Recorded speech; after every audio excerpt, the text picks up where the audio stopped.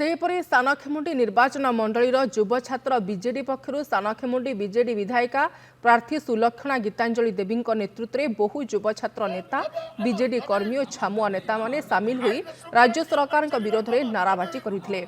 अंचल में नारी और छात्री सुरक्षित नुहंती, दिनकू दिन विशृंखला बढ़ुची, तेणु सरकार एप्रति ध्यान नदेले यह आंदोलन जोरदार हेबो बोली चेतावनी दिया जायछि।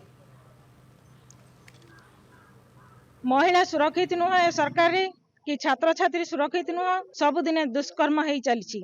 यही सरकार माने निद भांगु नहीं। वर्ष पूर्ति निमंते महोत्सव पालन करुछंती किंतु नारी माने एठी सुरक्षित नुह कि छात्र छात्री सुरक्षित नुह।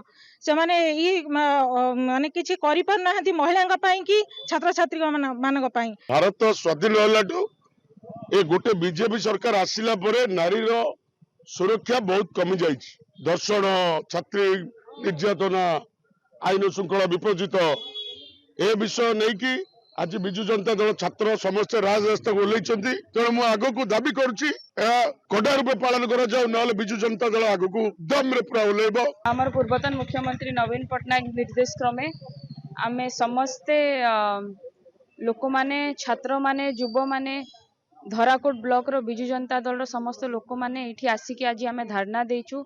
कौन पाई ना विभिन्न अंचल रे ओडिशार विभिन्न अंचल रे जो नारी प्रति जो निर्यातना होउची ता उपरे सरकार किछि करूनी, किछि एक्शन नौनी। तांकु जदी पचरा होची तमरा अकाउंटेबिलिटी कोन अछि, से माने कहउचंती कि आमे 24 घंटा भितरे अरेस्ट करूचु, किंतु 24 घंटा भितरे आम सरकार भी अरेस्ट होउथिले। लोक अरेस्ट करिया बड़ कथा नै, तमे क्राइम टा किमिति कंट्रोल करि पारुनो, कौन पदक्षेप नहीं तुम माने कि क्राइम टा कंट्रोल हो, आपण माने कौन स्टेप नहीं तार आपण उत्तर दियंतु, नहले हमर जो रैली अछि आउरी भी बढ़ी चलिबो, बहुत जगह रे हबो।